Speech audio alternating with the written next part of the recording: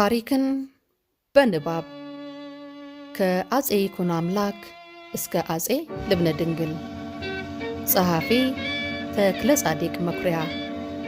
አቅራቢ መሰንበት ደግነው። ውድ አድማጮቻችን የሃይማኖት መቻቻልን፣ ፍቅርን፣ አንድነትንና ሰላምን አዋህደንና አስማምተን በመከባበር እንድንኖር መካሪያችን የነበሩትና በእኛ በኢትዮጵያውያን ዘንድ ተወዳጅ በነበሩት ክቡር ዶክተር ተቀዳሚ ሙፍቲ ሐጂ ዑመር ኢድሪስ ህልፈተ ሕይወት የደንገል ሚዲያ የሥራ ባልደረቦች የተሰማንን ጥልቅ ሐዘን እየገለጽን ለመላው ቤተሰባቸውና ለመላው የኢትዮጵያ ሕዝብ ፈጣሪ መጽናናትን እንዲሰጥልን እንመኛለን። ሐጂ ነፍሶት በሰላም በጀነት ትረፍልን።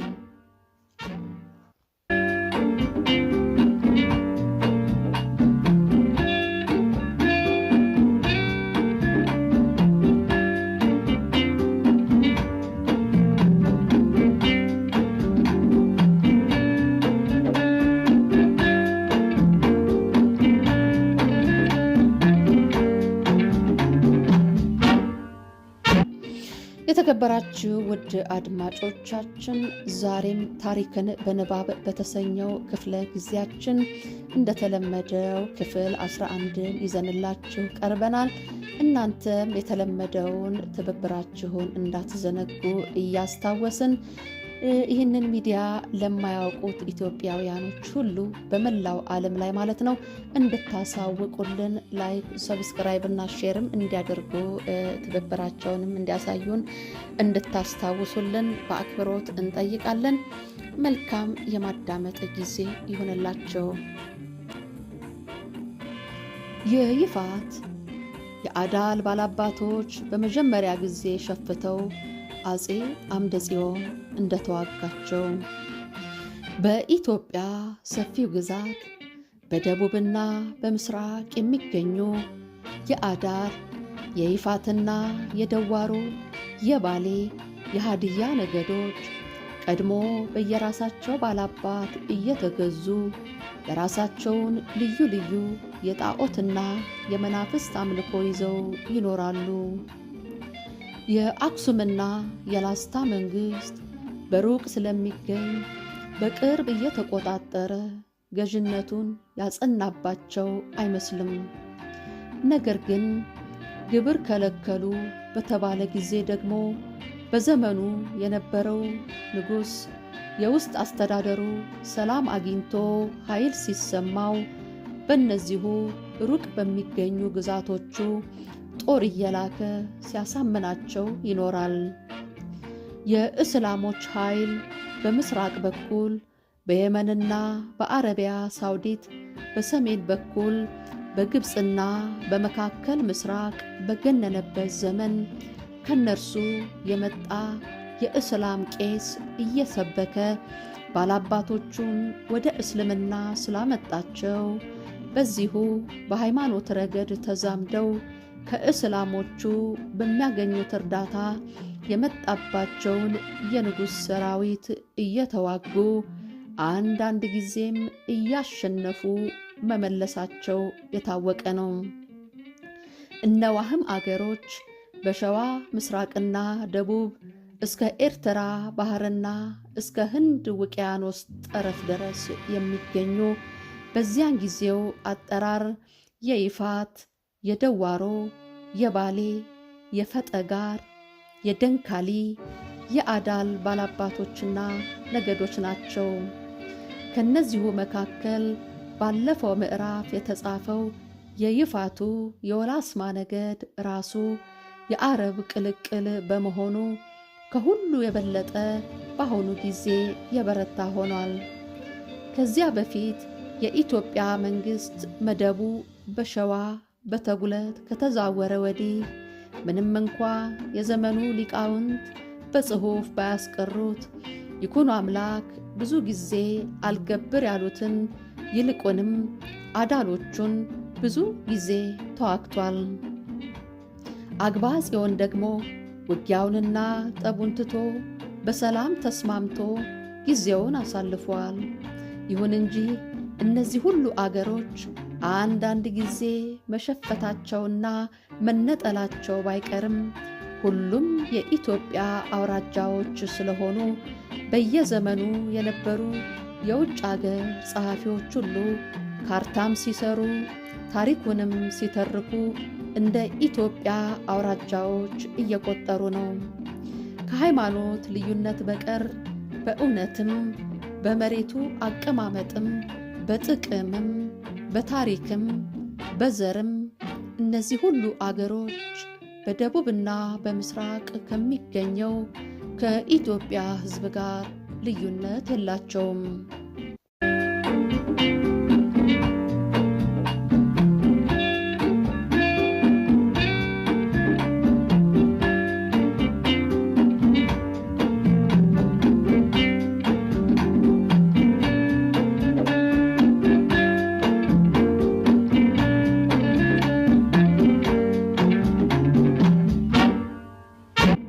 አሁን ግን ከያግባ ጽዮን ወዲህ የተነሱት ልጆቹ እንደ አባታቸው ኑዛዜ አንድ ዓመት የገዙት እነ ጽንፈ አርዕድ እነ ሕዝበ አሰግድ ደካሞች ስለሆኑ እነዚሁ የይፋትና የአዳል ባላባቶች እያደር ኃይል እያበጁ ለኢትዮጵያ ንጉሥ መገበራቸውንም አቋርጠው በነፃነት ይኖሩ ጀመር።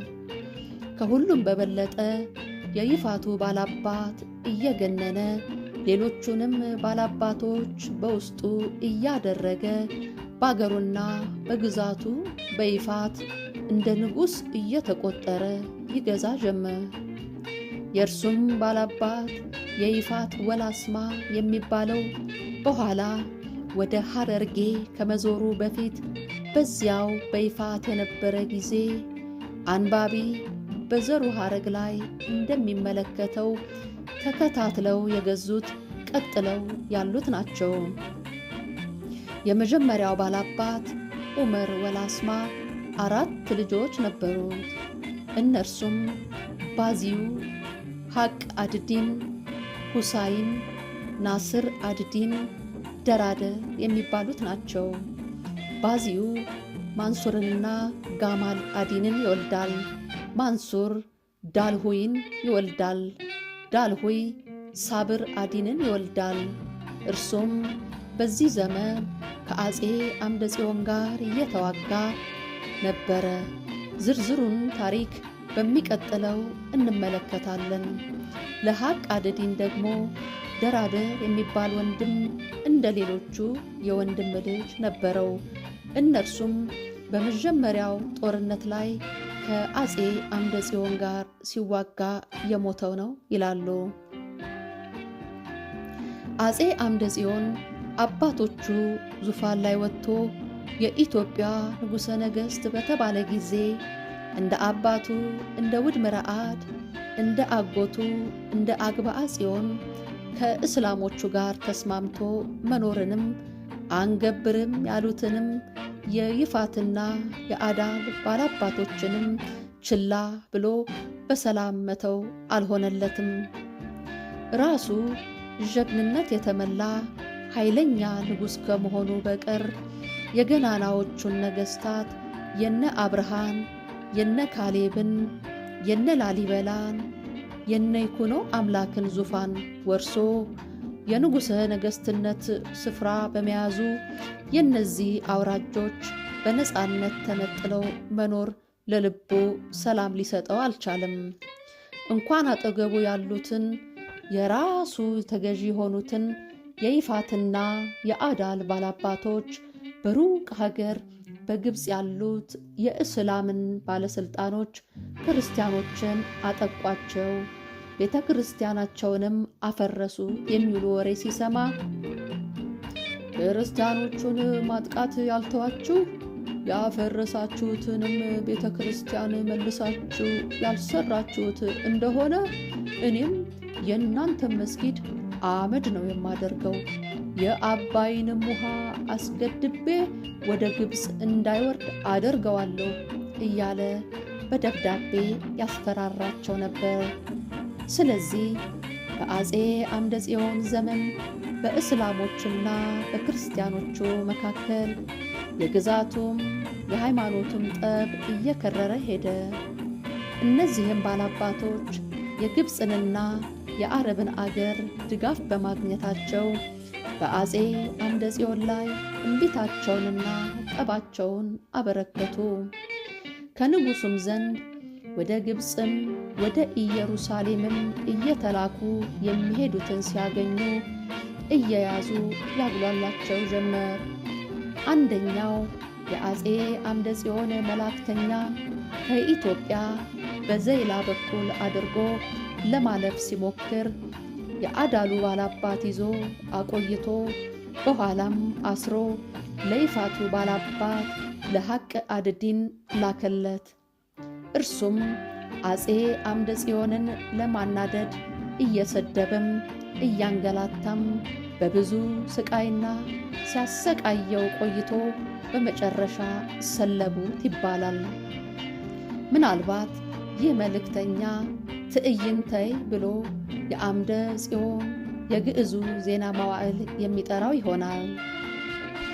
በዚህ ሁሉ ወሬ ሲሰማ አፄ አምደ ጽዮን ከልክ ያለፈ ተናደደ።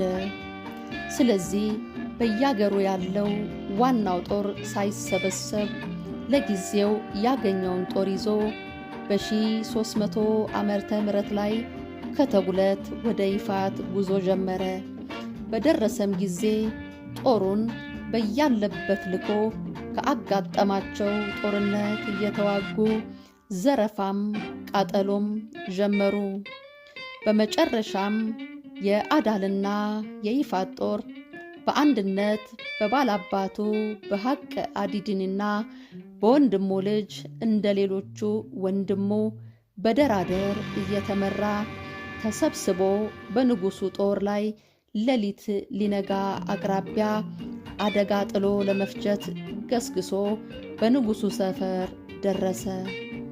ነገር ግን ብዙ ጦርነት ያለበት እንኳን የንጉሥ ሰፈርና የአንድ ክፍለ ጦርም ቢሆን በእንደዚህ ያለ በሚያስፈራ የጦርነት ጊዜ ያለ ሰላይና ያለ ቃፊር አይተኛምና የእስላሞቹ መምጣት በንጉሡ ሰፈር ሲሰማ ሁሉም ለጦርነት ተቀስቅሶ ተሰልፎ ጠብቆ ይዋጋ ጀመር።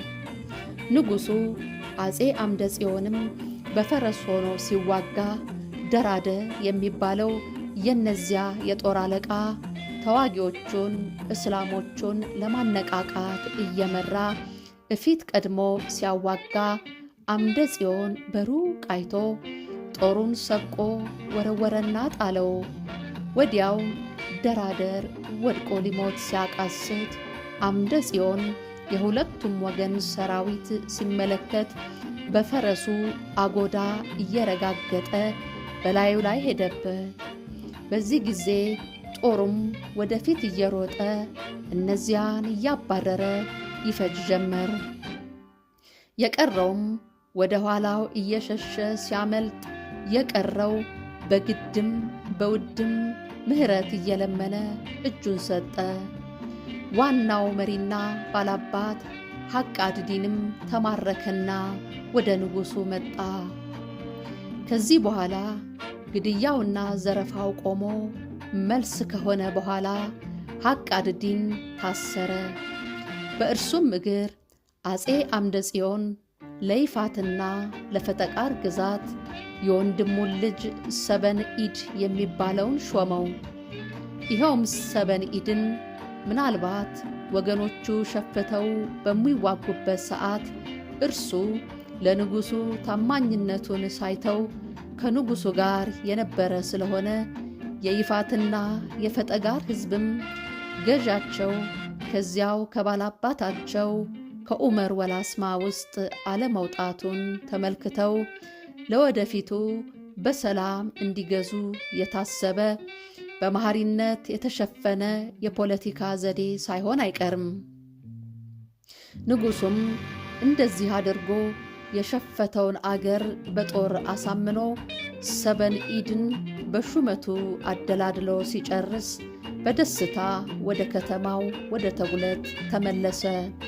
በዚህ ምዕራፍ የተጻፈው የደራደርና የአጼ አምደ ጽዮን የመጀመሪያው የጦርነት ታሪክ ከጄምስ ብሩስ፣ ከረኔ ባሴት፣ ከኩልቦ ከሌሎቹም የታሪክ መጽሐፍ የተገኘ ነው እንጂ ወደፊት በምናደርገው በአጼ አምደ ጽዮን የጦርነት ታሪክ በግዕዝኛ እየተጻፈ ወይንም እንደተጻፈው ወይም የተጻፈው ውስጥም የለም። ምናልባት እኔ ያላገኘሁት የዚሁ ታሪክ ለብቻው በግዕዝ እንዳለ አላረጋገጥኩም።